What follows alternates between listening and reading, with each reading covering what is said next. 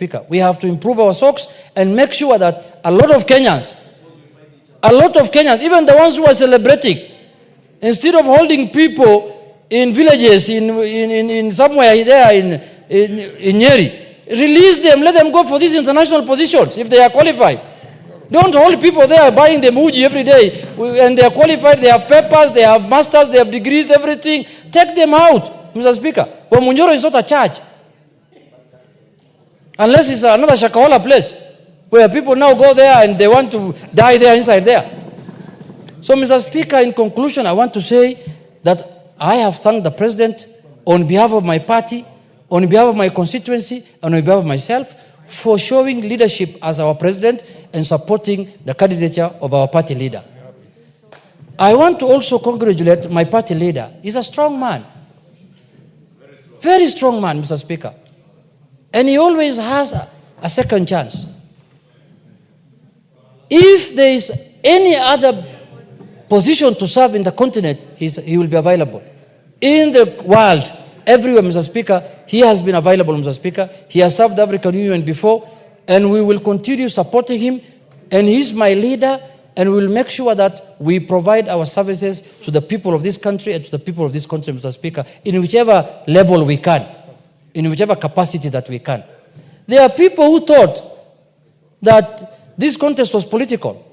They thought that, oh, this is a contest now, or if we lose, ODM will get annoyed. I don't know, annoyed of what?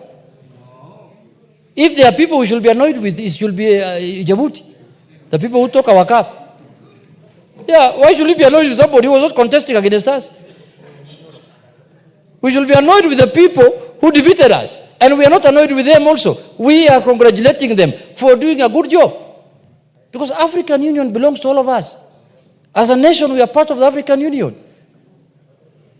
So, Mr. Speaker, with those few remarks, I wish to second and warn the naysayers that you should avoid that kind of thing going forward in future. Mr. Speaker, because if you are going to oppose a Kenyan because of his political affiliation, because of domestic issues, it's a very primitive way of looking at things. And I know some of the people, why we impeach them also, it was not in the impeachment paper, but it's primitivity. Some of them are very primitive people. Village mentality.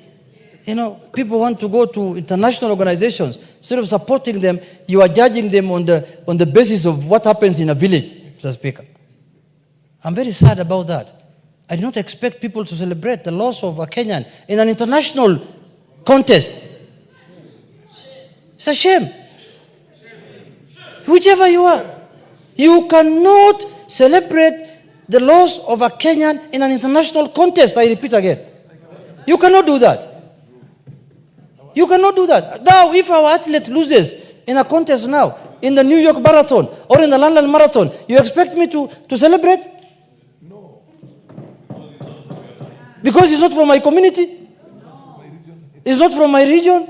He's not from my religion? He's not from my village? He's not from my what? Shame on you. Shame. And those people who did that must desist. And never to repeat that. I must say that on the floor of this House, Mr. Speaker. Because this is where we address issues of concern to the people. And that is an issue of high concern to the people, Mr. Speaker. When we are telling Kenyans that you cannot run in any contest outside Kenya. In the first place, even if we run here in Kenya, they will not vote for us, I know. We have taken very serious that matter, and we don't want it to happen in our country again. We want to support our people. We want to support our Kenyans, wherever they are. That is why we impeach certain people, because they were telling us we are not shareholders of this country. That's what they told us. We have not forgotten. They told us that you are not shareholders in this country. I don't know when the shareholding certificate was issued in this country. At independence, everyone was there. You should call for annual general meetings so that we know which shares we have. So you get impeached on that kind of nonsense, and you continue celebrating again the loss of a Kenyan in an international contest. We will stand firm. We will hold our head high. We have not lost anything. We have, in the contrary, we have gained because we have registered the name of Kenya in the international arena, Mr. Speaker. With those few remarks, Mr. Speaker, I thank you, and I urge all members to support and to register their thanks, especially to the President and to the former Prime Minister who put his line, or his head on the line, Mr. Speaker, for Kenyans. Thank you very much. Thank you. Honourable members, I'll now propose the question, which is that recalling that the African Union, the successor of the Organization of African Unity, or AU, was launched in 2002 as a continental body consisting of the 55 member states that make up the countries of the African continent, with a vision of creating an integral, prosperous, and peaceful Africa, driven by its own citizens and representing a dynamic force in the global arena, aware that the African Union Commission, AUC, established as the secretariat responsible for the day-to-day operations and activities of the AU, is headed by the chairperson elected by heads of state and governments from member states. Recalling that on 27th February 2024, Kenya formally announced that the former Prime Minister, Right Honorable Raila Odinga, EGH, will be vying for the position of chairperson of the African Union Commission, AUC, building on his previous service as the African Union Special Envoy for Infrastructure Development in Africa from 2018 to 2023, appreciating that in recognition of the immense Pan-African ideals embodied in the candidacy of the Right Honorable Raila Odinga, his dedication and leadership in advancing the cause of the African continent through various initiatives and positions held over the years, including his previous service as the African Union Special Envoy for Infrastructure Development in Africa from 2018 to 2023, His Excellency the President endorsed the Right Honorable Raila Odinga as Kenya's candidate for the chairperson of the African Union Commission, noting that the Right Honorable Raila Odinga's candidacy for the position of chairperson of the African Union Commission was not only his personal ambition, but also a symbol of Kenya's deep commitment to the goals of the African Union and its desire to actively participate in shaping the continent's future. Commending the government of Kenya, led by His Excellency the President, for the Pan-African campaign in support of the Right Honorable Raila Odinga, reinforced by Kenya's commitment to regional and continental integration and cooperation, and guided by Kenya's foreign policy.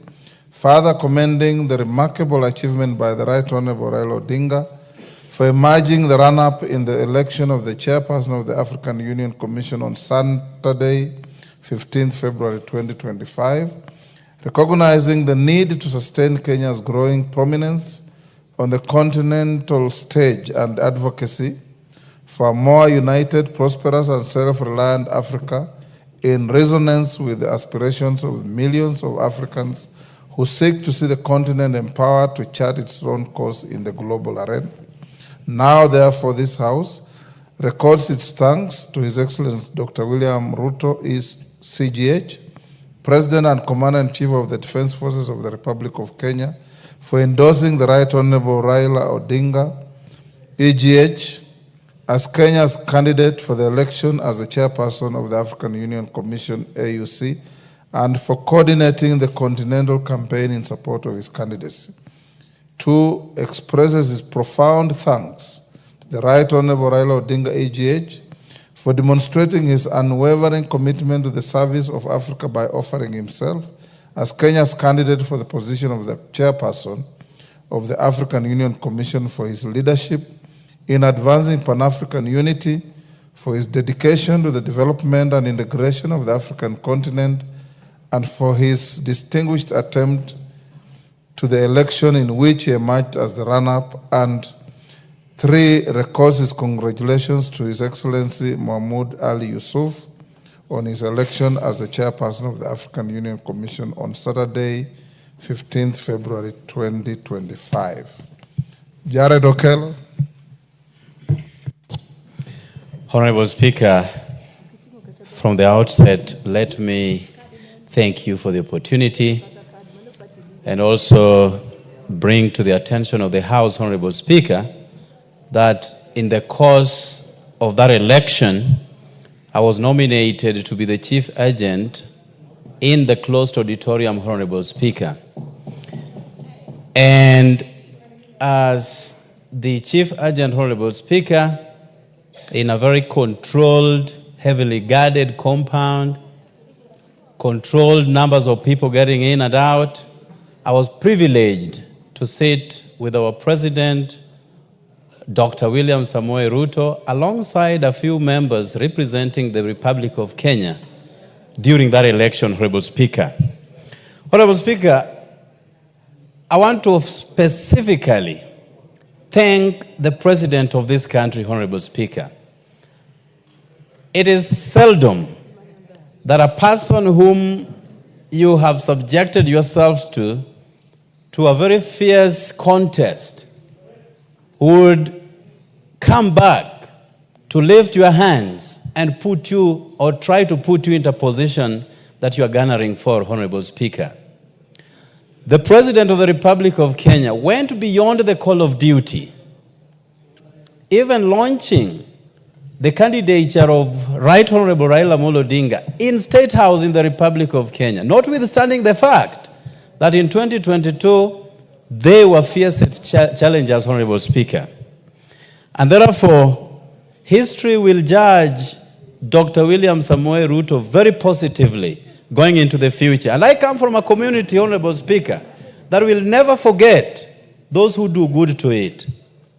Perhaps the only community, Honorable Speaker, and I'm very proud to be hailing from that community, Honorable Speaker.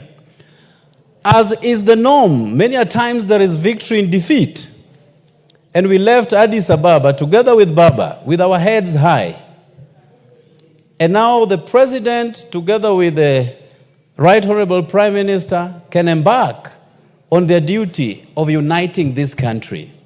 There is more work to be done here that there could have been work to be done in Addis Ababa. And therefore I join my brother, Honorable Junet, by saying that those who think this was a defeat against Baba are in for a rude shock, Honorable Speaker. The mission to unite this country, regardless of where one comes from, is a journey that we can never drop. And therefore, as Baba comes back to join hands with his brother, the President, those who celebrated much early will be shocked as we go into the future, Honorable Speaker. And Baba is going to give us more direction as to where we will go, both as a community and as the Republic of Kenya. In the auditorium, Honorable Speaker, there could be factors that played out, some of which we will not delve into, Honorable Speaker. But in that auditorium, if I counted correctly, there were less than 10 presidents who had stayed behind for that election. However, they were represented by their various ministers in charge of foreign affairs, Honorable Speaker. And I would be remiss not to make it clear that even the one who has been elected is a foreign minister of his country. And therefore, those who were given the task to vote on behalf of their leaders, Honorable Speaker, are his contemporaries, are his colleagues, are people that he has worked with in the Foreign Office.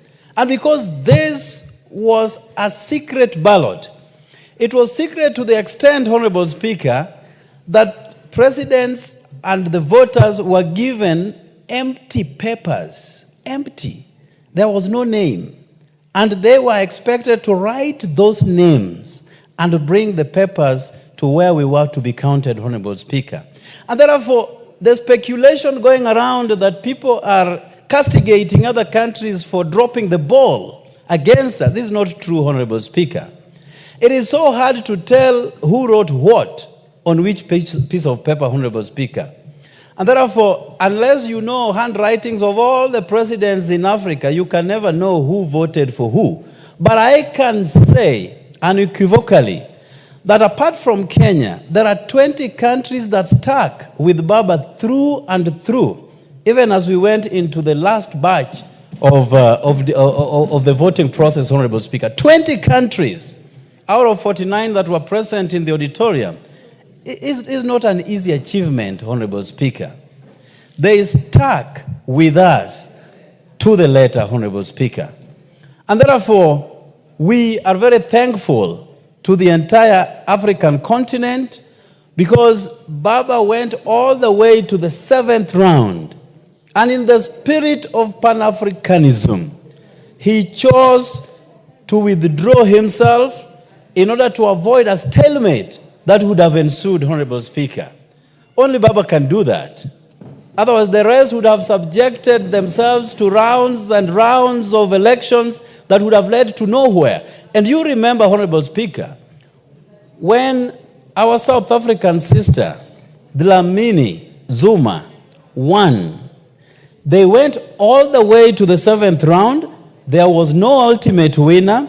The election had to be suspended for 6 months. And in the intervening period, Mali had to be taken out because of the coup. So Baba, in the Pan-Africanist spirit, chose to withdraw himself, not to subject our African continent to a stalemate that was witnessed when Dlamini Zuma became chair.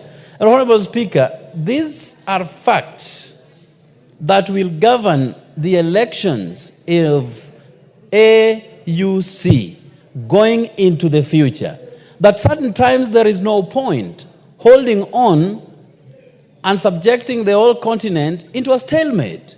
Only Baba did it, somebody else can be able to do it, Honorable Speaker. Honorable Speaker, a clarion call has been made by both the President and the Prime Minister, Honorable Speaker, that it is time we united our country first and then move to unite the African continent. Honorable Speaker, this is not a small journey. Uniting a country that has always been divided across ethnic, religious, and tribal lines, you need a Baba and you need President Ruto to have this country come together. You need both to bring this country come together. And the hyperbolic political temperatures that we have continued to see, when we have elections 2.5 years to come, must stop for the sake of this country. Honorable Speaker, we only have one country, and it is called the Republic of Kenya. If we destroy this, we have nowhere else to go to. If you go to the northeastern part, where we are playing good host to refugees who left their countries because of the circumstances of war, it is not something that you'd wish on anyone else, Honorable Speaker. The conditions that people live in those shanties is not something to write home about. And therefore, if there are people who are beating drums of war and are laughing at the top of their voices because Kenya has not succeeded, they do not belong to this country. And perhaps they do not understand the history of war and genocide that other countries have been subjected to, Honorable Speaker. And therefore, let us all in this house, as important as this house is to this country, rally behind both the President and the Prime Minister to bring about unity that shall withstand the test of times, Honorable Speaker. Finally, as my Bible, where I draw a lot of sailors, says, that my people suffer because of lack of knowledge. There are people who can laugh due to lack of knowledge. But sooner, that revelation shall come to pass, and this country will be reunited once and for all. And I thank you, Honorable Speaker, for the opportunity.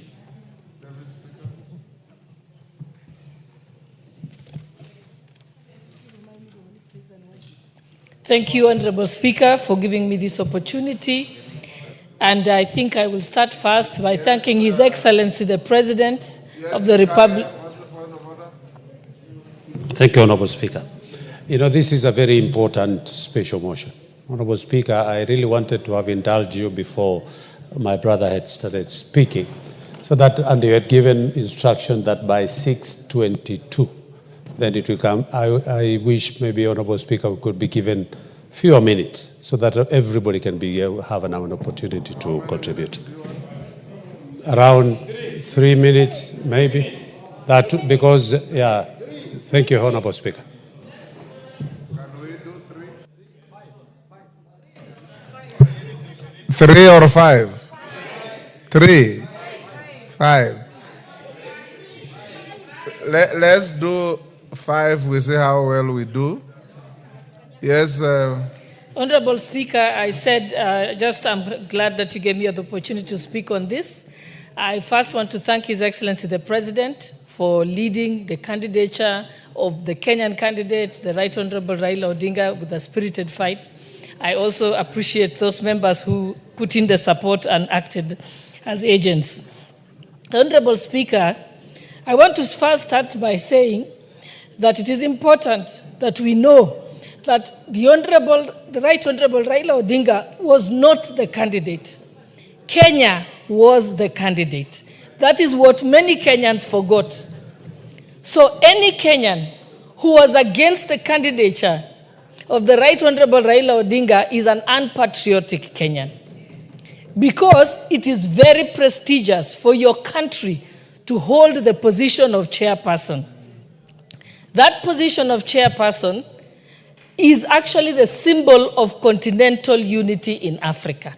So it is the envy of every country to have a person from their country to hold that position of chairperson. So anyone who makes disparaging remarks is actually doing a disservice, not to the individual of the Right Honorable Raila Odinga, but to us as a country, and must be frowned upon. It is also important because it seems like during this conversation, many Kenyans never understood the significance of that position of chairperson. When you have that position of chairperson as a country, you literally have the ability to be able to shape the economic and trade policies of the entire continent. You would be able to have the ability to champion the African continental trade, free trade, it's African Continental Free Trade Agreement, yes. And it's something that has been very difficult for Africa to achieve. You will also be able to promote the unity of Africa even in movement. You see that today, to go to an African country within Africa, I have to get a visa. Today you go to the EU, if you have an EU visa, you can practically traverse the entire EU without any border stop, and so can the trade movement also happen like that. So it is upon us as African and as Kenyans that we were in an enviable position, that we almost clinched that position of chairperson, where we'd be able as a country to champion the free movement of Africans within Africa. Because we must remind ourselves that visas were created by the global north to keep off Africans or the global south from the global north. But today, within Africa, we actually have visas to keep ourselves out of it. We must continue to say that as Kenya, as a country, we pledge that we shall continue to try and promote ourselves to get that position of chairperson of the African Union. And not just that position. There are many other positions that are available in the UN and other international bodies where Kenya can showcase itself.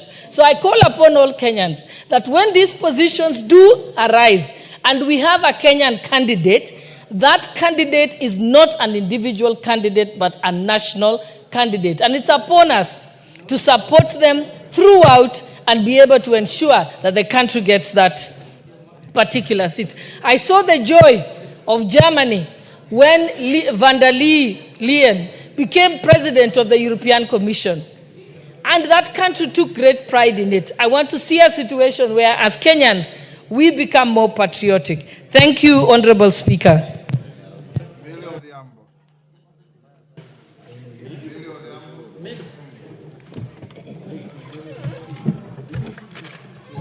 Thank you, Mr. Speaker. Mr. Speaker, let me take this opportunity to congratulate Baba, Honorable Raila Amolo Odinga, for the good work that he did at the African Union.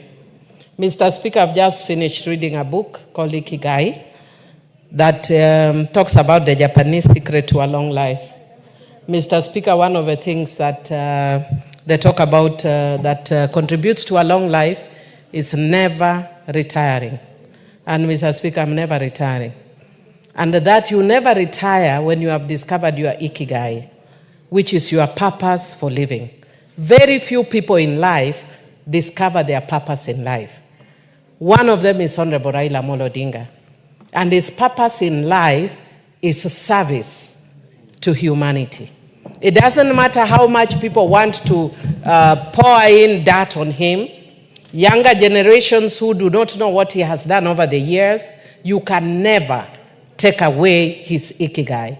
And I would want to encourage those who are busy talking a lot of nonsense around him, find your own purpose in life and live it fully and never retire. Because when you find your purpose in life, Mr. Speaker, you are always happy regardless of circumstances. So that's why even whether he wins or loses, it doesn't matter. Mr. Speaker, there are many of us at 20 years or 30 or 40, 50 who will not be brave enough to go for such a position.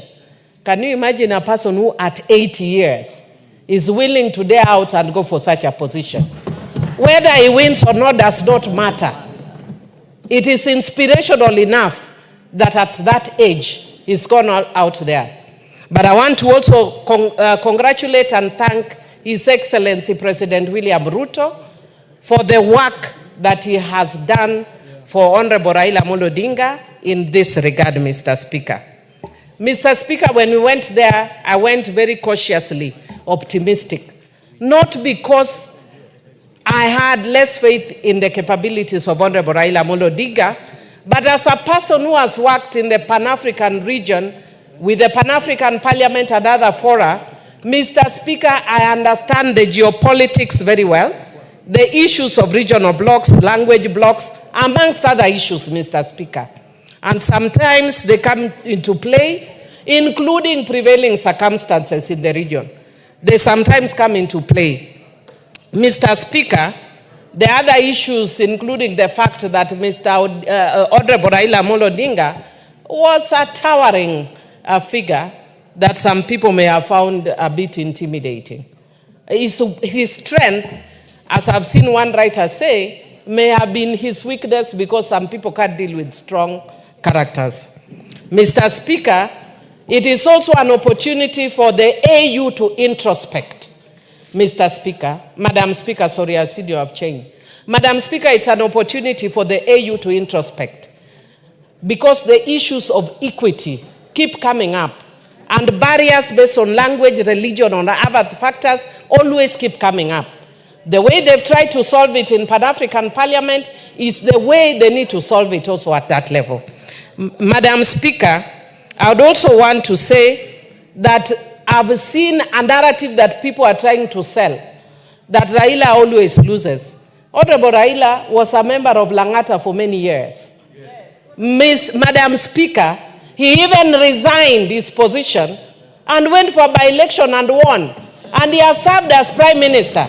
And the one who is saying Raila would never will never win anything, has never even won a village elder position, and will never win a village elder position. So really, be factual and wish your fellow Kenyan well is when God will bless you. Madam Speaker, there are many Sanballats and Tobiases in this country. They are very noisy and even noisier than the people who have goodwill for this country. But I want to say that I was impressed by the equally high number of Kenyans who came to Ethiopia using their own resources. People came in buses, in bicycles, by air, and by all means, and they were all tribes, Madam Speaker. My time is up. I want to also thank them and say God works in mysterious ways. What you thought was going to work for ill has actually worked for good. We were fighting last week. We are now sitting calmly as a minority, Madam Speaker.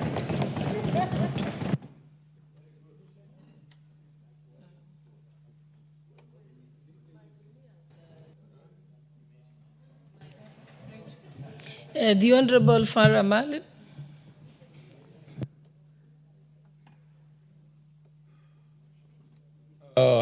Madam Speaker, I also want to join my colleagues in congratulating, Madam Speaker, in congratulating our head of state, His Excellency William Samoei Ruto, and also congratulating the Right Honorable Raila Odinga. Mr. Speaker, Madam Speaker, I've had the fortune and the experience of having worked with Raila for over 30 years. And the one thing that, regardless of whether you like him or you don't like him, that you must admit is the energy he has and the passion he has for transformational politics. I also happen to know, as also one of the founder members initially of ODM, our president, William Samoei Ruto, because I campaigned with him in the 2007 elections when we were in the same party. And he has a lot of energy, a lot of passion, a lot of wisdom, and a lot of good intention for this country. I haven't had the opportunity of meeting the president's late father, but I've had the opportunity of working with the president, with Right Honorable Raila Odinga's late father. And we worked together in this parliament. And up until the last time when he breathed his last breath, he was working with us in parliament here like any other young man. With that advanced age, he would still discuss with us matters that were current in our political sphere, including the bills, including all the committees in the House here, because we happen to have been from the same party. Madam Speaker, it's a pity that we see ourselves as hyphenated Kenyans, and we demonize hard work. We demonize wisdom. We demonize aspirations and ambitions and achievements by looking at it where that person comes from. And I know that because we suffer the same things. As a community, when we work very hard, the stuff that goes out is that the Somalis, they're taking over the country. They're doing very well. This is one thing that should have made every Kenyan proud, that other Kenyans are doing very well in terms of development, in terms of entrepreneurship, in terms of athletics, in terms of academia, everything. Madam Speaker, I want to tell our country, I host a nation, or rather a constituency, which houses in excess of 450,000 refugees. And those people are from the same tribe, the same ethnicity, the same religion, the same looks, the same denomination within Islam. They are all, we have got 4 denominations within the Sunni Muslim, but then they are Shafi'is. And still, when you have a failed state, the amount of mayhem, the amount of destruction, and the amount of suffering is unimaginable and incalculable. I want to warn my Kenyan brothers and sisters, starting with members of parliament. Let's not divide our country.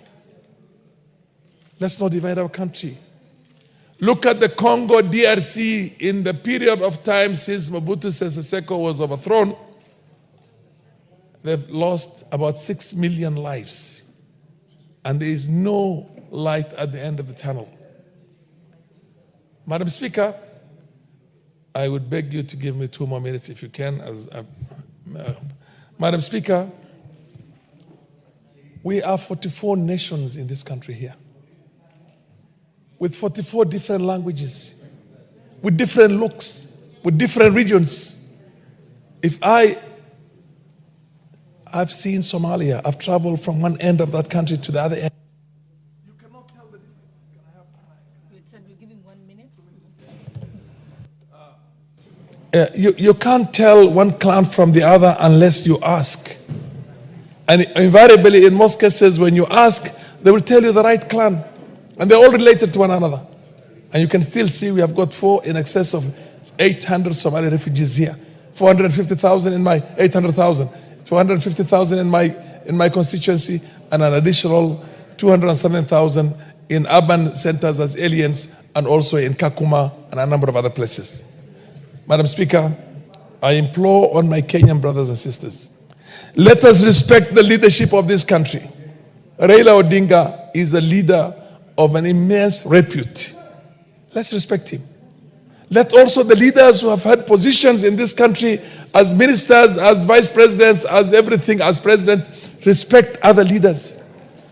Democracy, the nature of democracy is diversity of opinion. The fact that somebody does not agree with your political opinions does not necessarily mean that you have to demonize that person. This country needs healing, Madam Speaker. The other option is that we don't want to turn it into a DRC. We don't want to turn it into another Somalia.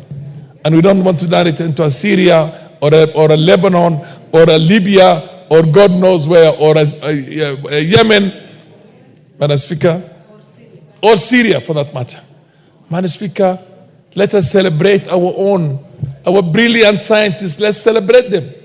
Our athletes, let's celebrate them as Kenyans. Our political leadership, let's celebrate them. Madam Speaker, whenever we ask for something, we're asking for it or contesting for those things as Kenyans. The candidature was Kenya. It was not Raila Odinga. Raila Odinga is secondary. And now Kenya lost and Djibouti won. We ran for the Security Council one time against Djibouti and won. And Djibouti lost that time. So losing and winning is neither here nor there. We had loved to win, but if our brothers in the other end won, we will congratulate them, give them a good handshake, and tell them next time. But for the future, from here going forward, there is need for this country to be united. The President and the Prime Minister, my advice, my implosion, my pleading to them, please unite this country. Keep on the good work that you're doing right now. And let the naysayers understand that Kenya is bigger than your political interests and likes. Madam Speaker, I support. The Honorable Kainan. Thank you, Madam Speaker. Madam Speaker, may I also join my colleagues in commending the President for his mojo and telemastic manner in which he has approached the whole AU election this year. Madam Speaker, also allow me to appreciate the amazing gingerly approach and manner the Honorable Raila also exhibited after the loss. Madam Speaker, the Odingas have always been magnanimous and patriotic. And I want to remind Kenyans, in 1962, when the white colonialists declared Kenyatta as the leader of death and darkness, it's the Odingas who said, no internal self-rule without Kenyatta. Madam Speaker, in 1992, when Mzee Moi had a problem immediately after the election, it's the Odinga who came to the aid of Mzee Moi. In 1997, when Mzee Moi had a problem, it's the Odinga again under the Grand Corporation who again came to the assistance of Mzee Moi. In 2002, it's the Odingas who said Kipakitosha. In 2007, when we had a serious national challenge, it's the Odingas who saved this country. In 2018, it is Odinga again who joined Uhuru under the infamous handshake.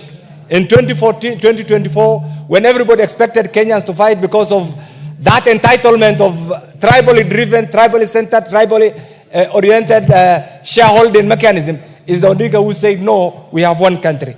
What does all this demonstrate? That the Odingas have always been there for this country. Madam Speaker, elections, when you decide to join an election, you either lose or win. The continental politics, Madam Speaker, Kenya as a leading economic hub, as a leading diplomatic hub, we have demonstrated under the leadership of President Ruto that Kenya is not just a country per se, it's a diplomatic hub. That is why many countries decided to stick by us, to support the Honorable Odinga, and the little challenge that has assisted our colleague, our friend from Djibouti to win the election should be seen as a gain, because at the end of the day, we also live in democracy. Madam Speaker, the naysayers who are tribalists, the ethnic chauvinists, must be told in no uncertain terms that this country belongs to all of us.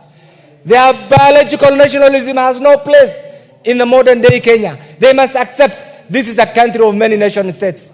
Many nation states, and these nation states that have contributed in defining our national borders and our national heritage. So long as you sit somewhere and you believe in your tribal bygones, Madam Speaker, there's no time. The majority of Kenyans will live by your ideology. That ideology has been overtaken by events.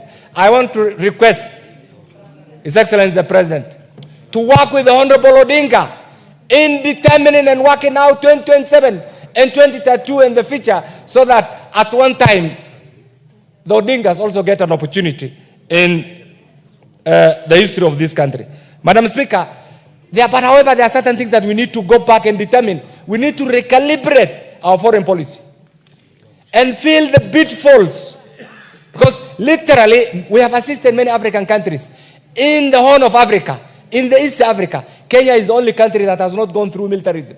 We have been host to many refugees from Somalia, from Burundi, Rwanda, Uganda, Southern Sudan, Ethiopia. Many countries in the region must celebrate the dynamic nature of Kenyan politics and the contribution of Kenya, not only to the continental peace and stability, but also to our democracy in the region.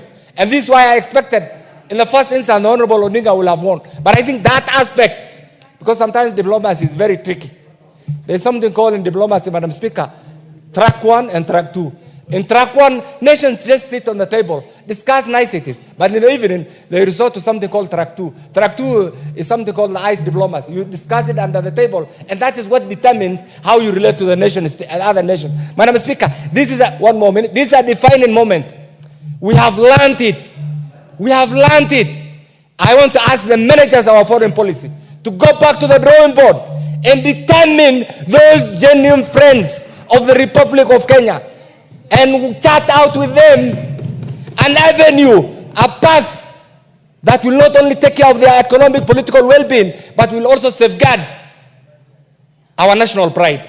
And this is what will help the people of Kenya. I say congratulations, President Ruto. Congratulations, Honorable Raila Odinga, for standing firm for the well-being of this country. And we, wherever we are, will support you in your endeavor to take this country and help us join the League of Developing Nations. I support. The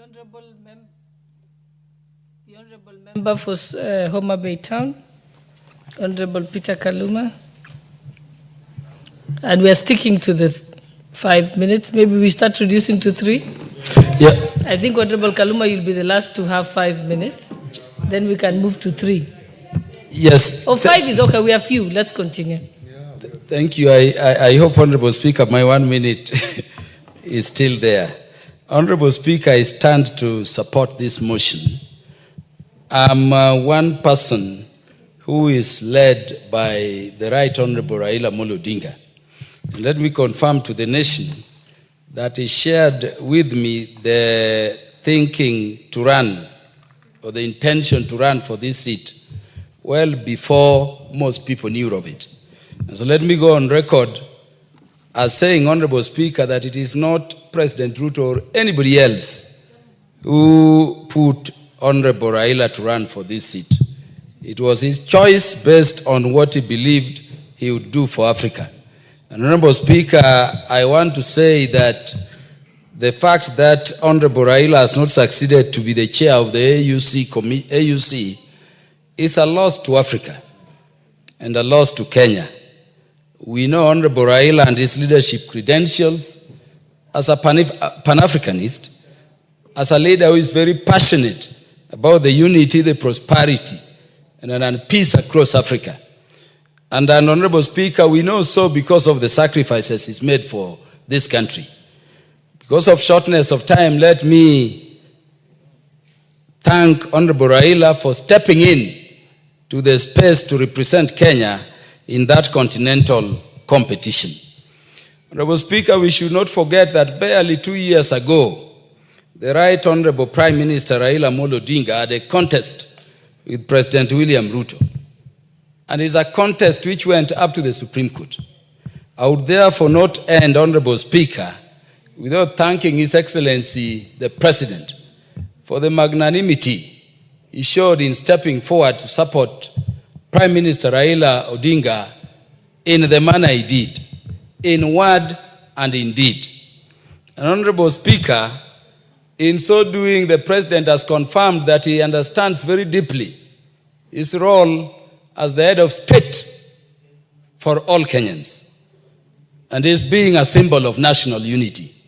He has taught us that as a constitutional democracy, once we have elections and you take reins, you stand with every Kenyan wherever they are in whatever bid they are making continentally.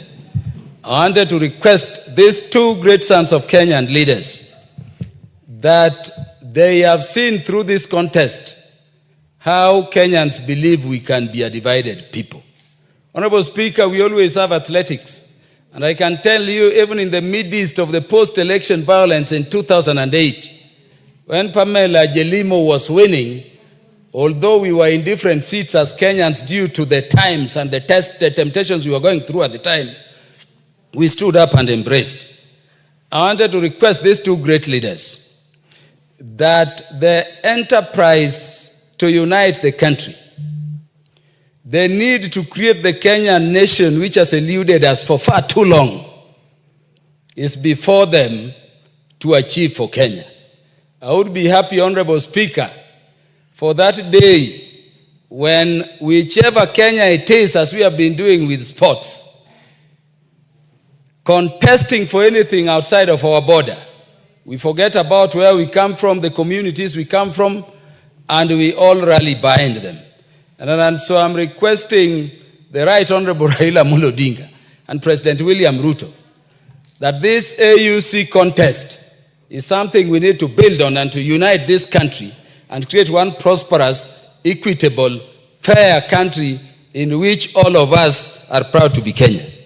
Honorable Speaker, when I returned, I was met by some media people who were asking, now are you going to stop supporting the administration? It is the patriotic duty of all Kenyans to support the government in place. And I wanted to tell those people that I happen to be from the community of Right Honorable Raila Odinga. I can tell you, in the enterprise of building one Kenya, count on Raila to join hands and to continue to the end with President William Ruto. For those who think that there would be any squabbles between us out of this contest, I've seen naysayers thinking so. Honorable Speaker, let me tell you, we are going to hold the hands of President William Ruto more firmer to build one united country where all of us. For those who ever imagined we will fall.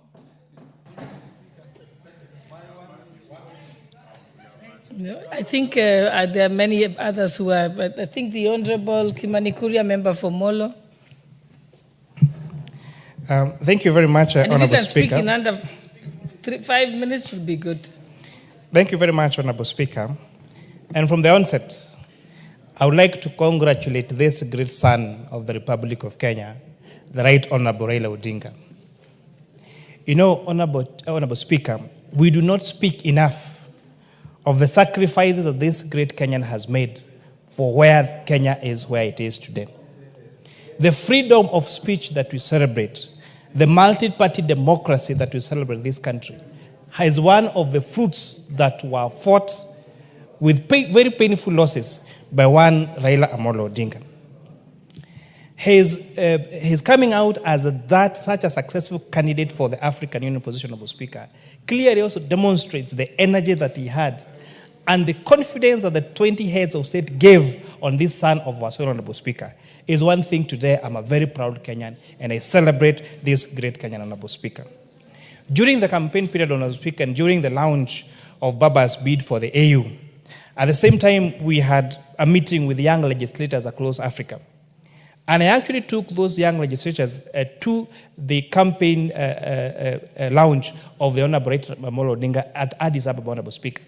I thought I was introducing, as a chairman of the Africa Young Parliamentarians Network, I thought I was introducing these young legislators across Africa to our former Prime Minister Raila Odinga. I was shocked, Madam Speaker. Speaker after speaker, members of parliament across the African continent talked about how Raila Amolo Odinga had mentored them. They talked about personal encounters. They talked about the history that he told them and the commitment he gave them of his support, Honorable Speaker. The encouragement that he gave these young people, that some of them attribute to the positions they hold where they are in their respective Honorable Speaker. And with that, I admired this great Kenyan. Many honorable members in this house, including young legislators, have been mentored by one Raila Amolo Odinga. And that is a reason that we really need to celebrate. The likes of CPA Mayaka, Honorable Speaker, the likes of nominated senators and members of parliament in this house, Honorable Speaker, as a result of the hands of this great Kenyan. People are saying it is Kenyan, it is the Africa that lost. And I believe it. Because Kenya had a chance of a person who had the vision, the history, and knows where Africa needs to go to in the future. And I'm really hoping that perhaps in the future, there will be another stage, whether in the continent or globally, that Raila Amolo Odinga will get to serve, Honorable Speaker. I miss the days that Kenya was a patriotic country. How we celebrate our athletes when they win in the marathons. We don't care where they come from. We don't care the communities they come from. All we know is that we have a Kenyan carrying a Kenyan flag in a marathon in London, and he has won. A few years ago, we had one of our greatest teachers, a man from Njoro, I think it's called Mr. Tambach, who won a global prize on being the best teacher globally, Honorable Speaker. We were all there congratulating this teacher because he was carrying the Kenyan flag in the global arena, Honorable Speaker. I don't know what happened when it came to Raila Amolo Odinga. And this is a very sad state of affairs in our country. If we continue, yes, of course, by some people, and if we continue this trajectory, Honorable Speaker, we're experiencing a toxicity in the country where any success of anyone else apart from you is demonized. We saw the US government cut funding for US aid. It's their own policy, fine, it's their country, it's their taxes, yes. But Honorable Speaker, the number of, I saw Kenyans celebrate that now those guys who are working with US aid are now jobless. How does it benefit you that someone else is jobless and it is not you who is going to get that job anyway? So, Honorable Speaker, I really wish that we had that patriotism back, where one is Kenyan and they are competing in a global space, in a continental place. We leave all our political differences aside, all our ethnicity aside, all our family issues aside, and support that somebody, because that is a Kenyan, and that should be the Kenyan spirit. With that, I support Honorable Speaker.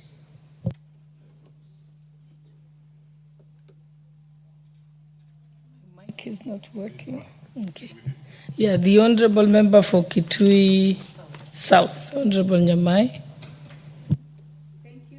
Thank you very much, Honorable Speaker, for this opportunity to support this motion that has been moved ably by the majority leader and seconded by the minority leader, the biggest cheerleader of the Honorable Raila Amolo Odinga, the Honorable Junet Mohammed.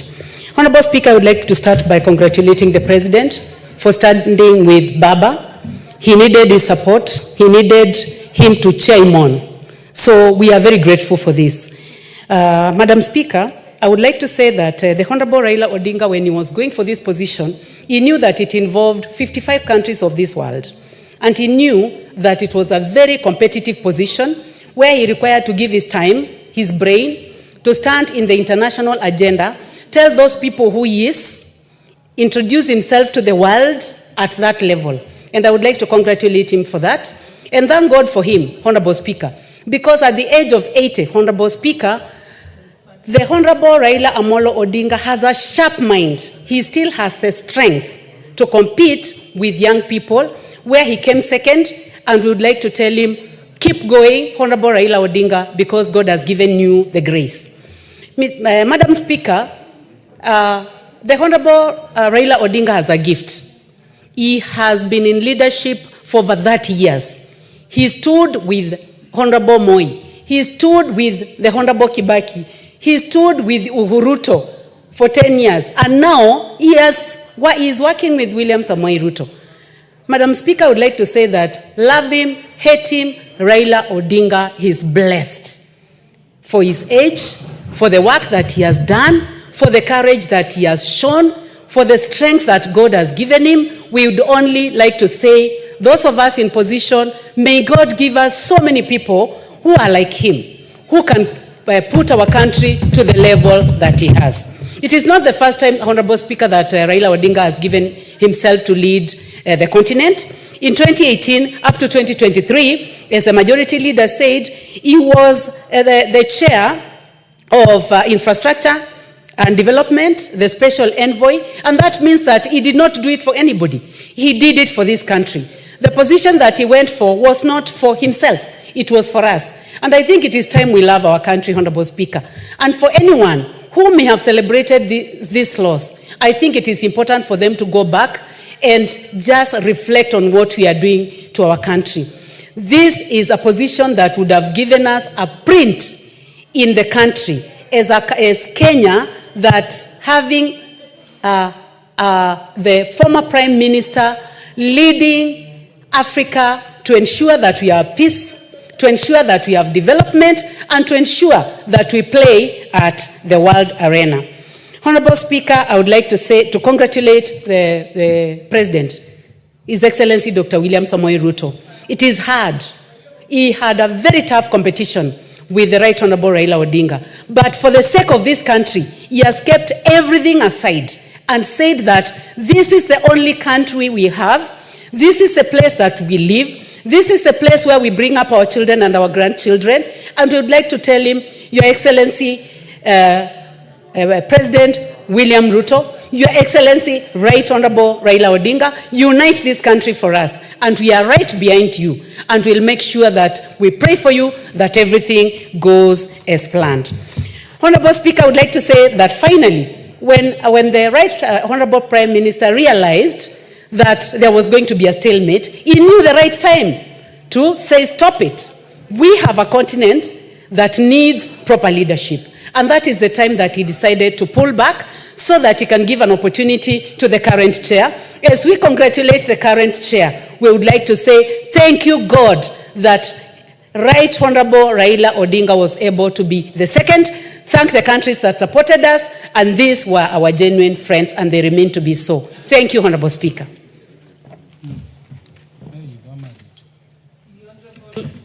The Honorable Sarah Korere.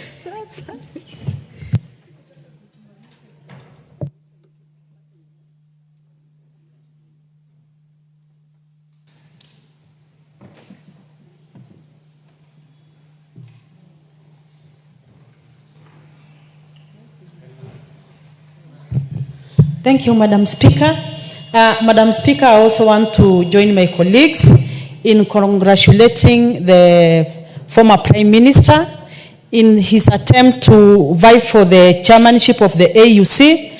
And Madam Speaker, I also want to sincerely thank the President of this nation, His Excellency William Samoei Ruto, for his statesmanship and patriotism. Madam Speaker, the Honorable Raila Amolo Odinga is a man to be remembered for many things, and is a man to be celebrated. Honorable Speaker, if there is one person who have paid the price for democracy in this country, it is the Right Honorable Raila Amolo Odinga.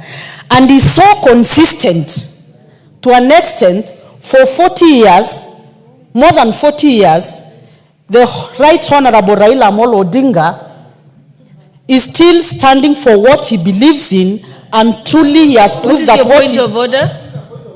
Yes. Madam Speaker, thank you for the opportunity. Madam Speaker, we need to be serious and follow the time.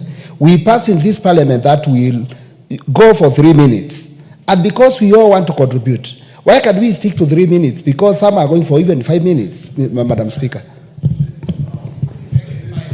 I think when the substantive speaker was here, he asked the House whether we do 3 minutes or 5 minutes. Most people said 5, and then he said, let's start with 5 and see how it's moving. So is it your suggestion that we should move down to 3 minutes? 3 so, minutes. okay, those who are in favor of 3 minutes, will as many as of that opinion say aye? Aye. Will as many as of the contrary opinion say nay? No, I think, Mheshimiwa Korere, I think you can proceed with the 5 minutes, and then we'll move to 3 minutes after that. Thank you, Madam Speaker. So, Madam Speaker, truly this was going to be a win for Kenya, and even as the Right Honorable Raila Amolo Odinga comes back home, he comes back a winner. The man who have lived his, to his word. Honorable Speaker, a lot of people or naysayers are castigating the Right Honorable Raila Amolo Odinga for every time when he loses an election, he works with whoever who has won. There is nobody else in Africa who can do that. It is only the Right Honorable Raila Amolo Odinga. And Honorable Speaker, if you look at what is bedeviling our neighboring countries, it is because people want to win even when they have not won, and they don't care what happens to those countries. We have seen people being misplaced because of, egos, because of people fighting for power. The Right Honorable Raila Amolo Odinga is one person who have really proved that Kenya comes ahead of everything. Kenya comes ahead of him. And Honorable Speaker, I just want to implore upon this country that this is the high time that our president and the Right Honorable Raila Amolo Odinga leads this country into unity. Honorable Speaker, I first got into politics through ODM. And at some stage, I was a ODM chairperson in Laikipia. And Honorable Speaker, even the president today was once an ODM person. He was once an ODM member. What I want to say is, it is possible for Kenyans to work together, regardless of which region they come from, regardless of which communities they come from, regardless of their religious backgrounds. Finally, Madam Speaker, it is so sad that some of the utterances that were uttered about the heads of states of other countries and our candidates were uttered on the pulpit of the church. Madam Speaker, we need to pray for our churches. We need to pray for our men and women of the cloth. Because, in our church, in the Catholic, we say the church is a moving church. But I just pray that the church, everybody does not move and leave the church in the world.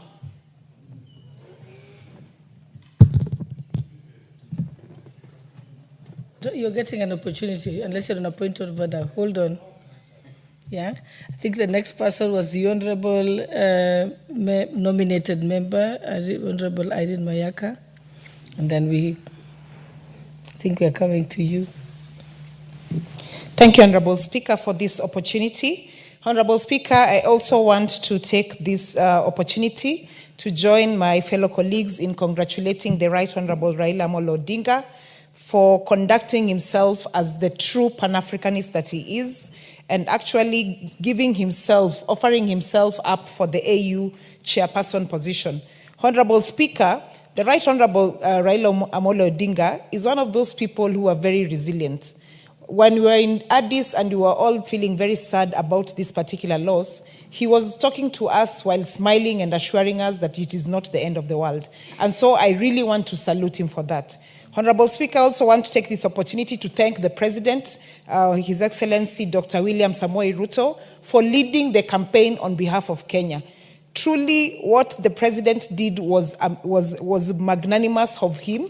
him going across the whole country, the whole of Africa, him hosting us in State House to launch the campaign of the Honorable Raila Amolo Odinga is something that as young people we will never forget, and we want to thank him for that.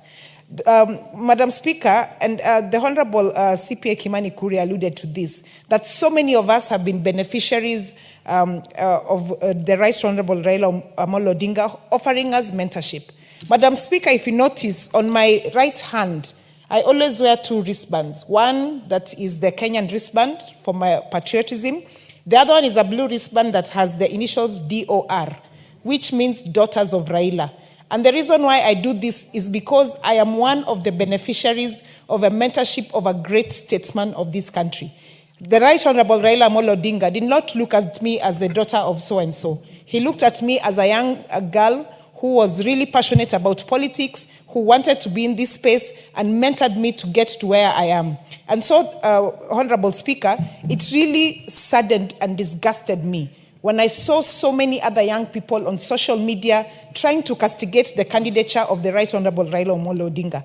And Honorable Speaker, I just want to say that we also have a fault because we do not educate our young people about the history of some of the great Kenyans that we have, because they need to understand that when you're out there, when you're competing as a Kenyan, we all forget our tribal cards, put them aside, and stand up for the Kenyan who is competing for something. And therefore, Honorable Speaker, even for the people in Nyeri who are celebrating this, I really want to just tell them that that was a show of patriotism, and we should not allow it as a country. And therefore, Honorable Speaker, even as we introspect and look at what else for Kenya in terms of Africa, even as we congratulate Djibouti for winning this particular context, I just want to say personally, I think that Africa lost an opportunity to be led by a great man, an opportunity to have a Pan-Africanist who would have taken this continent to the next level. I submit and I thank you.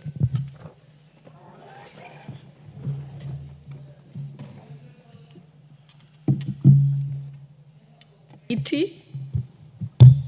Yeah, Honorable Kimilu.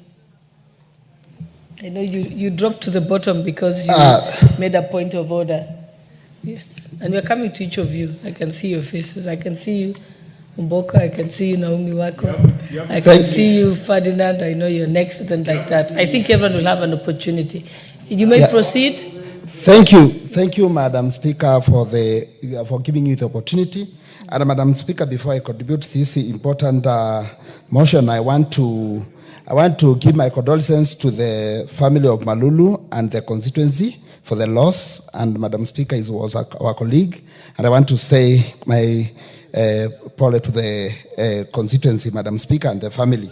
Madam Speaker, I want to say for the loss of Baba, it's a loss of the country, Kenya. And I want to say that we all lost, Madam Speaker, as a country.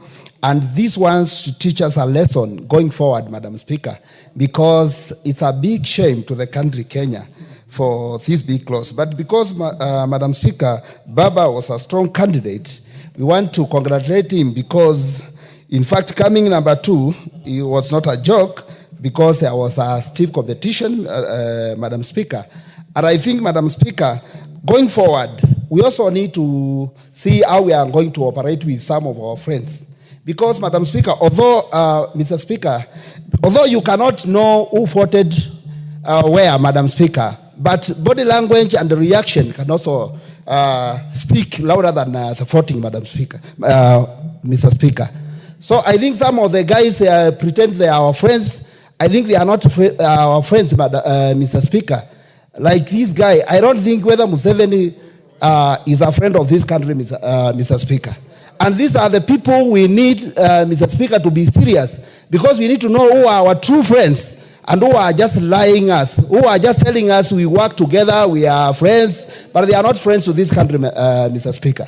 I think it's very important, Mr. Speaker, and this is the time as a country we need to be united, we need to look forward, and also we need to forget of what has happened, Mr. Speaker, and move forward as a country. We need to come back. I want to request Baba to come back to the country.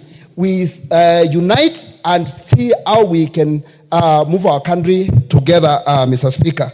Mr. Speaker, I don't agree with some of segment made by the Kenyans, Mr. Speaker, but it's their right to make such sentiments. But Mr. Speaker, I think this is a time we need to give Baba moral support and also stand with him, because it's not easy. It's not easy. I'm a politician and I know what it means. But Mr. Speaker, we need to support him. We need to give him moral support. And I want to say, as a country, let's not have.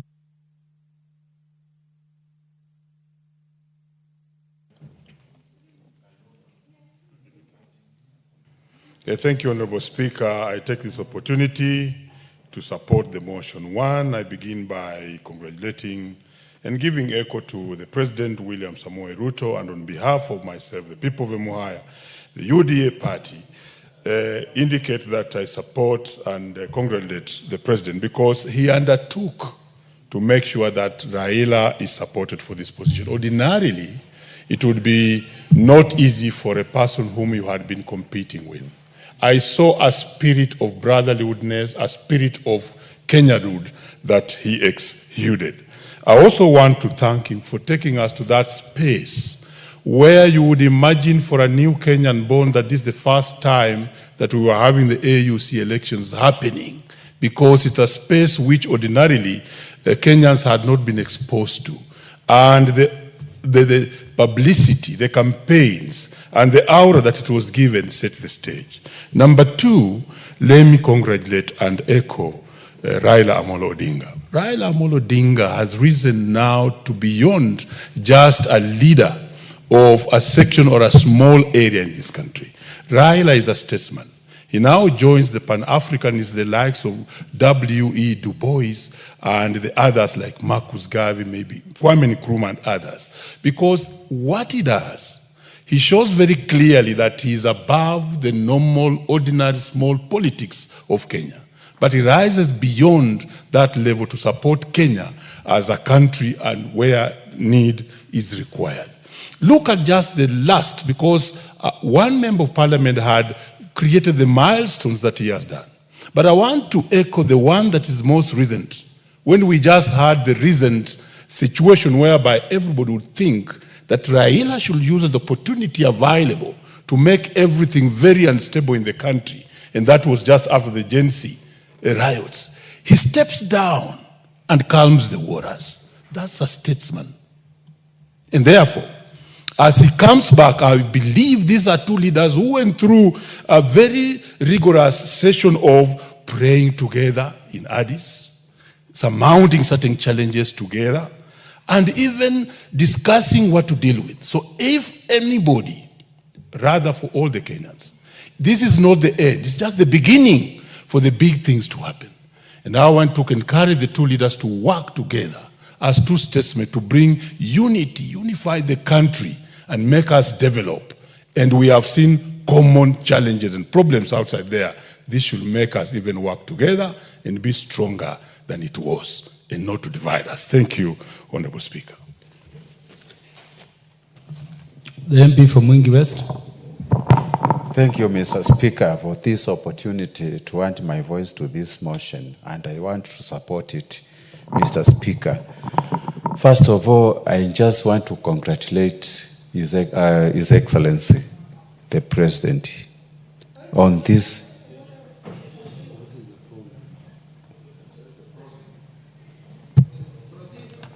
To congratulate His Excellency, the President, for championing this candidate of Raila Amolo Odinga.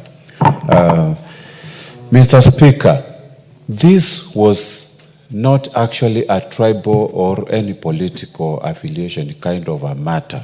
It was a national thing that should have been supported by each and every Kenyan, regardless of tribal affiliation, Mr. Speaker. Mr. Speaker, a win for Raila Amolo Odinga would have been a win for Kenya.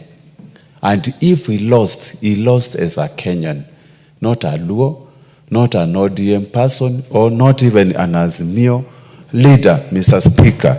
So, Mr. Speaker, I would like to say that we are very proud of him. He just registered the name of our country in what we call international arena in Africa. Mr. Speaker. Mr. Speaker, going to what happened, this is the first time I'm seeing an election, someone winning round 1 and 2 and still losing. We need to change the format of the way we are determining the win of AUC chairman, Mr. Speaker. And I would suggest in the future, we import the leave from European Union where the chairmanship comes from in a rotational basis. We have to rotate. Otherwise, African Union has become a thing for the North. Every time they collude, the last minute they vote for the candidate they want, and always coming from the northern part of Africa, Mr. Speaker. Mr. Speaker, I would like to challenge the new incoming chair to address the issues of loss of biodiversity in Africa, the issues of climate change, to work together to address the perennial issues facing the African continent, and in particular the economic pressures and the conflicts we are witnessing in different parts of the country. And since, Mr. Speaker, I can see my time is up, I would like to say, let us unite as a country and let us work in unison for the prosperity of our nation and forget what had happened in Addis Ababa. The Honorable James Anyikal.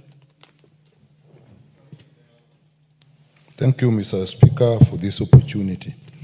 Mr. Speaker, may I appreciate and thank the government of Kenya for endorsing and supporting Honorable Raila's quest for the chairmanship of AU Commission. Mr. Speaker, may I also congratulate and thank Honorable Raila for the courage, the commitment, and the selflessness to pursue this. This was not actually for his own benefit, not even just for the benefit of Kenya, but for the whole of Africa. Mr. Speaker, the local political discussions that we are seeing after this election completely misses the point. The bigger objective in this was actually the future of Africa.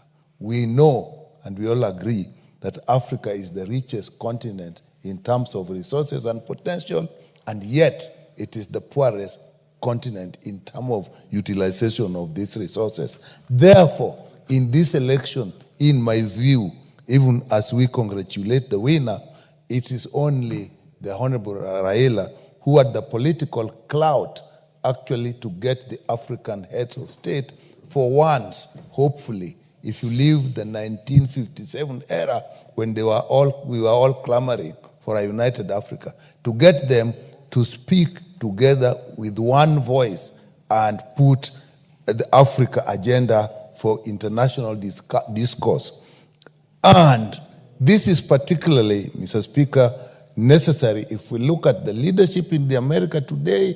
African leaders need to talk together with one language. This is what is going to protect us. And in my view, this is what I know, and everybody perhaps knew Raila Amolo Odinga was capable of doing.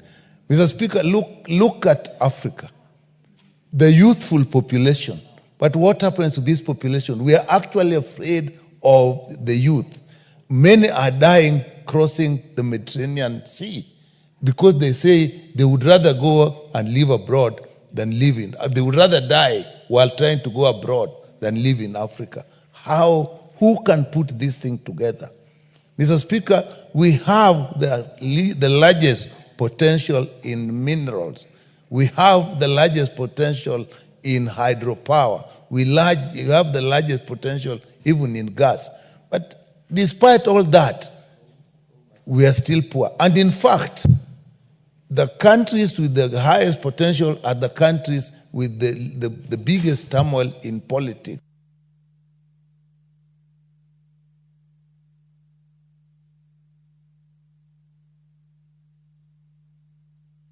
The Honorable David Gikaria.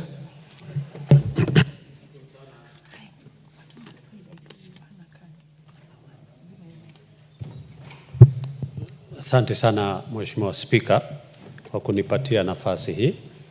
Na ya kwanza nichukue nafasi hii kumpongeza Mheshimiwa Raila Amolo Odinga kwa kujitokeza kwenda kuwania kiti cha kuongoza Afrika nzima.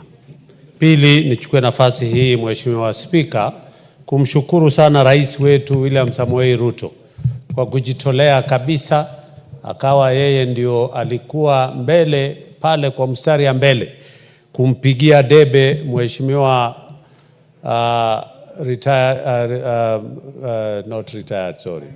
Prime Minister Right Honorable Raila Amolo Odinga. Sijawahi pata nafasi Mheshimiwa Spika ya kukaa karibu na Raila, na nafikiria nitamuuliza ndugu yangu Atandi anipeleke ama Madam Gogo wanipeleke niende. Unajua mbeleni ilikuwa tukienda hapo ilikuwa nasema unafanywa nini, unakuwa sanitized. Lakini sasa ni kwa kweli, na nasema hivi si kwa sababu ya haya peke yake. Mimi ni shabiki ya Raila sana kwa mambo mengi. Tangu nikiwa kansela aliniongoza kwa njia ya kuleta watu pamoja na kufanya mambo mengi. Na niseme kuna mambo mengi. Kwanza niseme kama ndugu yetu Junet alivyosema, akatumia jina atarevisit. Nataka kwa niaba ya jamii ya ile ambaye inasemekana walienda wakasherekea kuomba msamaha, kwa sababu sio jamii nzima ambaye walifanya hivyo. Ni watu wachache katika kona fulani ambaye walienda. Kwa hivyo tusichukuliwe kama sisi sote, ni mtu mmoja ambaye anajulikana kwa mambo. Pili, niseme pia mambo ya zile sheria zimewekwa pale. Ndugu yangu bwana CNN amesema ni lazima tuanze kuangalia. Mimi sijui kama nitakuja chaguliwa rais, pengine ningepeleka mswada kule tubadilishe sheria. Ya kwanza, kama vile nasema, iwe ni chairmanship, iwe ni kitu ya kuzunguka, ikiweko North Africa, ikuje West Africa, ikuje East Africa, iende kule chini na kule kwingine. Ama si hivyo, wakubali basi first round, yule atakayepata majority votes. Raila wetu aliongoza mara 2, lakini kuendelea mbele watu wakaanza siasa na mambo mengine. Tunataka kusema ya kwamba tunampongeza sana rais wetu kwa kupigia debe, na zaidi kwa ndugu yetu Raila Amolo Odinga kwa kujitokeza mhanga. Katika hata ile miaka yake watu wanasema si uzee, Mili amesema usije ukastaafu kama unajua lengo lako. Kwa hivyo nitaomba pamoja na Atandi. Honorable Samuel Atandi. Thank you, Honorable Speaker. Honorable Speaker, let me join my colleagues in, first of all, congratulating the Right Honorable Raila Amolo Odinga for stepping out and declaring his candidature for this position. Honorable Speaker, Kenya may have gone without a candidate in this election had Baba not come out and said that he's offering himself. Secondly, Honorable Speaker, I also want to thank and congratulate Honorable William Ruto, the President, for embracing the candidature of Raila Amolo Odinga and using all available opportunity and resources to ensure that the campaign took off. Honorable Speaker, the campaign for the chairmanship of African Union is not a mean activity. It is an activity that requires travelings and movement across length and breadth of Africa. Honorable Speaker, this is not a campaign that you can do from your own resources, even if you are a dollar billionaire. Therefore, I want to say that the President was very bold and in coming out and embracing this candidature. Honorable Speaker, I was thinking about the support the President gave Raila. And I was even thinking, Speaker, that maybe if we had another president, God forbid, maybe this Wamunyoro guy as the president, I don't think Kenya would have presented a candidate. He would have said, no, this is not a priority for Kenya. But the fact that the president said this is important for Kenya and coming out of his way himself to campaign and to offer resources is something that we will never forget. Honorable Speaker, I heard some people complaining that, look, the Honorable Raila Amolo Odinga is using a particular chopper to travel across the length and breadth of Africa while he's campaigning.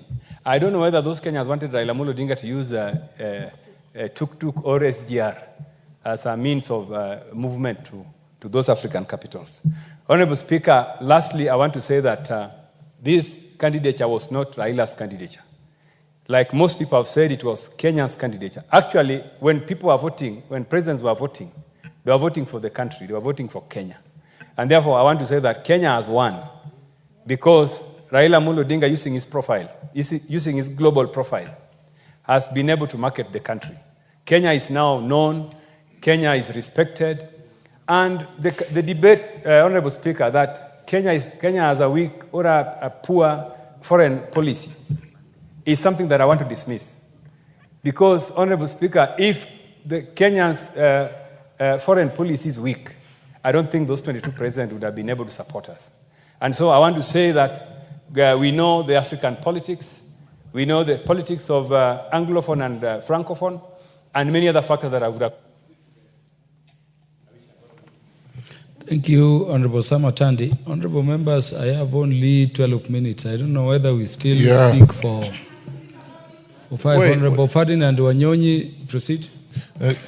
Chairman, thank you very much, Mr. Speaker, for allowing me to have this. First and foremost, I want to say thank you very much, Your Excellency, for having endorsed Raila for this particular job.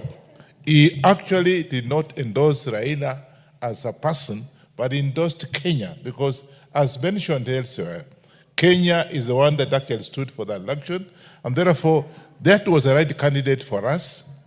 And I want to say this, we actually as a country, we did very well because the first round, we won this.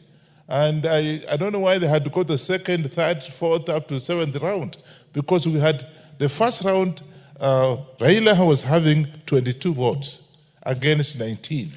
And then, of course, second one, again, he had more than that. So I don't know what happened.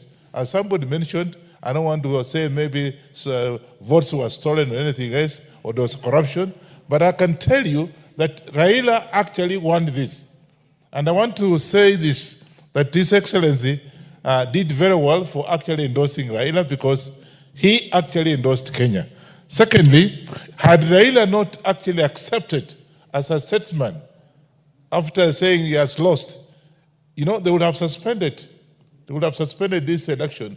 And I can tell you, because most people are saying it would have been very expensive for this country because we spend so much money. People going there, some of them went on their own. Others, of course, used our taxes for going. But now if His Excellency did not accept the defeat, what would have happened, Mr. Speaker? Would have been that now, you know, the whole thing suspended and would have spent so much. And therefore, he actually went for a country, and I want to accept that actually that was the right candidate. And ask me a second question.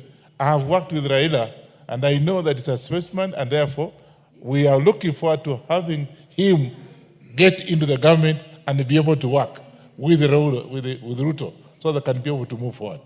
I support the motion.